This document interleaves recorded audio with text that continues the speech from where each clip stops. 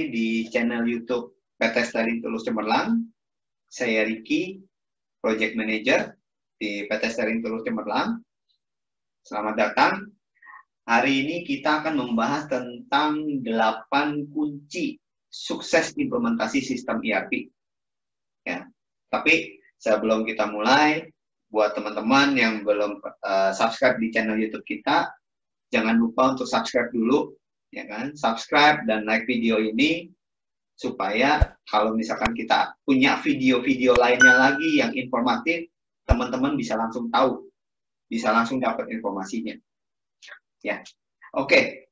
Jadi hari ini topiknya adalah 8 kunci sukses implementasi sistem ERP, ya kan? Kita sama-sama tahu di dalam perusahaan, baik itu yang kecil, menengah maupun yang besar, gitu kan, pasti butuh suatu sistem, ya kan? Butuh sistem yang baik, ya kan? Gimana caranya bisa mendapatkan sistem yang baik? Gimana caranya implementasi sistemnya supaya benar-benar bisa dipakai untuk operation perusahaan, ya kan? Nah, cuma problemnya dari dulu sampai sekarang implementasi itu ada aja tantangannya, ya, nggak mudah, ya kan? Nggak seperti orang menginstal Windows, contohnya ya, cuma install, jebret, pasang, jadi pakai, gitu ya. Nggak semudah itu, ya kan? Ada yang menggunakan sistemnya sama, industrinya sama persis, gitu kan? Karena dia pikir kompetitornya pakai sistem yang sama, sukses nih, bisa jalan, gitu kan? Pas dipasang di tempat dia, kok malah nggak jalan, gitu kan? Kok ada aja problemnya, kenapa nih, gitu kan? Nah, itu yang membuat kita jadi bertanya-tanya, itu yang membuat perusahaan jadi suka ragu-ragu pada saat mau mengimplementasi sistem. Yakin nggak ya pada saat saya implementasi sistem ini pasti bisa jalan, gitu kan? Apalagi kan investasinya biasanya nggak murah ya kan? Nah, dan memang surprisingly, dan secara mengejutkan, ya, berdasarkan laporan yang pernah dikumpulkan dan dibuat oleh Standish Group, ya, itu hanya sekitar 20 sampai 35% proses implementasi ERP yang benar-benar bisa jalan, ya, yang boleh dibilang itu sukses, gitu ya. Nah, terus bagaimana dong dengan yang lainnya? Dengan yang 65%-nya itu? Gagal semua kah? Gitu kan? Atau istilahnya hidup segan, mati tak mau, kayak gitu kan? Nah, banyak sebenarnya tantangan-tantangan selama kita melakukan implementasi sistem, ya kan? Tantangan-tantangan itulah, challenges itulah yang membuat suatu project itu terkadang menjadi overtime, ya kan? Over budget, ya kan? Dan usernya kadang ternyata nggak bisa seperti itu, ya payah, ternyata saya pikir bisa begini, nggak tahunya cuma bisanya begini, gitu kan? Over expectation, ya kan? Itu sebabnya juga makanya beberapa company akhirnya memutuskan, ya udahlah, daripada kita beli sistem yang udah jadi, gitu ya, kenapa kita nggak bikin aja, ya kan? Custom build, ya kan? Ready to use sama custom build, ya kan? Nah, nanti kita akan ada pembahasan sendiri, ya, mengenai ready to use system di compare dengan custom build, ya. Nah, makanya teman-teman jangan lupa yang belum subscribe dari sekarang, supaya nanti kalau pas kita udah launch videonya, informasinya teman-teman dapat tuh informasinya, ya. Nah, selain itu, selain keputusan itu juga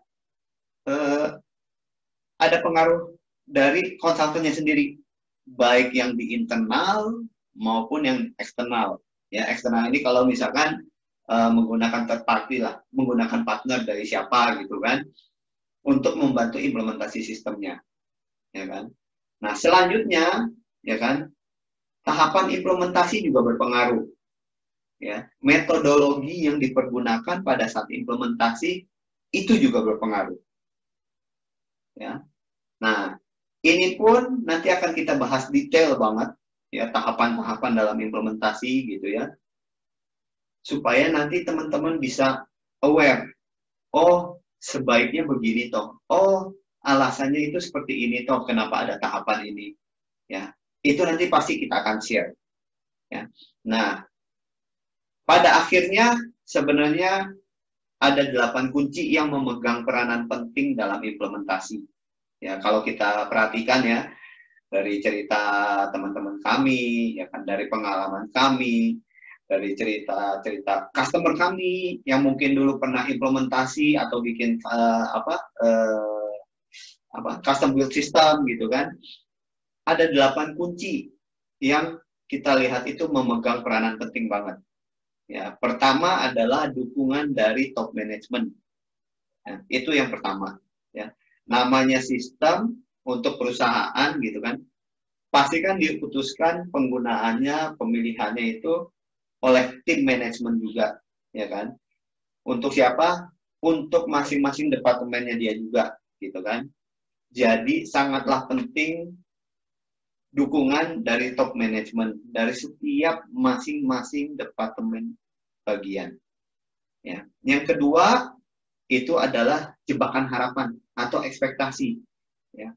Namanya kita beli sistem itu nggak kayak beli barang. Kalau beli barang kita bisa lihat, oh warnanya seperti ini, oh bentuknya kayak gini, bulat, kotak, lonjong gitu kan. Oh bikinannya halus. Enggak seperti itu. Yang namanya sistem itu enggak kasat mata. Ya, jadi kita teman-teman harus tahu gitu kan. Tidak bisa sampai detail, tapi paling enggak harus tahu dulu nih konsep sistemnya itu sendiri seperti apa.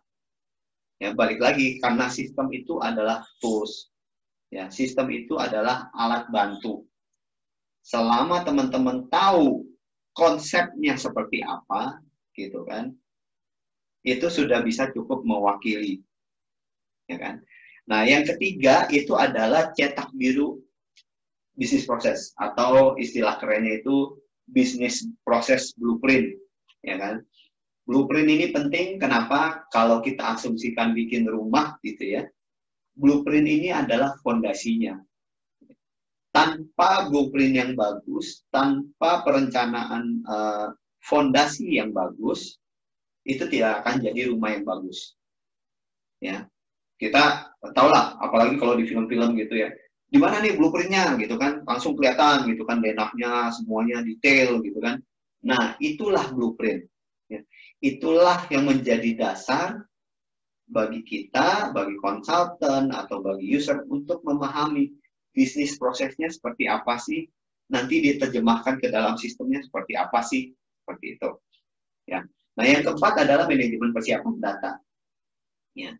Pasti pada saat implementasi sistem, perusahaan mau sekalian ngerapihin, gitu kan? Mau sekalian ngerapihin data-datanya nih, ya kan? Mungkin ada data-data sampah yang udah lama, yang udah nggak perlu, gitu kan? Ya udah, rapin aja, buang, nggak usah pakai, gitu kan? Tapi ada juga yang, ayolah kita lengkapin sekalian datanya, biar lebih lengkap, jadi kita analisanya lebih enak, gitu kan? Lebih bisa macam-macam analisanya, gitu kan? Nah, tapi pikirin juga, gitu kan? Pada saat kita merapikan master datanya, bisa jadi itu kita butuh waktu lebih, apalagi kalau master datanya itu banyak banget, ya kan? Nah, yang kelima, training, pelatihan, ya. Kadang kita sering ngelihat juga gitu kan, kadang user juga apa ya, kalau boleh kita bilang agak menyepelekan ya, bukan menyepelekan sih sebenarnya, tapi lebih ke arah nanti deh saya lagi sibuk nih operation gitu kan. Nah, padahal sebenarnya dengan dia melakukan training gitu kan, sebenarnya dia melatih juga gitu kan, melatih, dia mencoba memahami seperti apa sih prosesnya, seperti apa sih sistemnya gitu kan. Nggak bedanya, balik lagi saya selalu suka pakainya itu mobil, ya kan? Pada saat kamu dapat mobil, gitu kan? Sebelum kamu dapat mobil baru, sebelum kamu dapat SIM, gitu kan? Kamu latihan dulu, les kursus setir mobil dulu, ya kan? Di tengah-tengah kesibukan kamu pun, gitu kan? Kita tetap meluangkan waktu untuk latihan. Karena apa? Karena kita tahu nantinya mobil inilah yang akan membantu operasional kita sehari-hari. Ya. Nah, kemudian selanjutnya yang keenam, testing. Ya. Testing, testing, testing. Ini benar-benar harus dijalanin. Ya. Testing ini sangat penting. Ya. Sebenarnya testing ini bukan cuma untuk sekedar memastikan bahwa sistemnya jalan, gitu kan? Tapi testing ini juga untuk memastikan bahwa kita familiar, kita lancar menggunakan sistemnya. Ya. Tujuannya apa? Balik lagi supaya pada saat kita go live nanti kita udah nggak terlalu gagap lagi menggunakan sistemnya. Ya, seperti itu. Nah, selanjutnya poin ketujuh, kunci ketujuh adalah usernya. Usernya udah ready belum ya pakai sistem? Ya kan? Bener-bener ready nggak? Ya kan? Kalau misalkan kita lihat usernya nggak ready, ya kan? Ya lebih baik di hold dulu, gitu kan? Jangan langsung live. Daripada kita paksakan live, gitu kan? Tapi ternyata problem, meng-create problem, ya kan? Karena apa? Karena namanya ERP system itu kan saling related, saling terintegrasi antar departemen, ya kan? Kalau di titik ini dia masukinnya salah, akhirnya datanya juga pasti salah, ya kan? Pasti ngaco, gitu kan? Garbage in, garbage out. Ya. Kemudian yang terakhir, kunci yang terakhir adalah strategi cut off-nya, ya, strategi go live-nya, ya kan? Mau paralel atau mau cut off, ya kan? Dua-duanya ada plus minusnya, gitu kan? Nah, dua-duanya ada plus minusnya, ya. Nah, 8 kunci inilah yang nanti akan kita bahas lebih detail lagi di video-video berikutnya, gitu ya.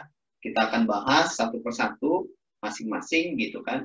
Tapi yang pasti dari apa yang kita pelajari, apa yang kita perhatikan, ada 8 kunci, yaitu dukungan dari top management, jebakan harapan atau ekspektasi, ya kan, bisnis proses blueprint, manajemen persiapan data, training, ya kan, testing, kemudian usernya udah ready atau belum, dan terakhir adalah go live strategi. Ya, oke, sekian untuk informasinya, untuk pembahasannya di video ini kali ini, ya kan. Jangan lupa subscribe di channel YouTube kami, karena nanti kami akan membahas lebih detail mengenai 8 kunci ini masing-masing, gitu kan. Jadi supaya nanti teman-teman bisa dapat informasinya. Oke, terima kasih.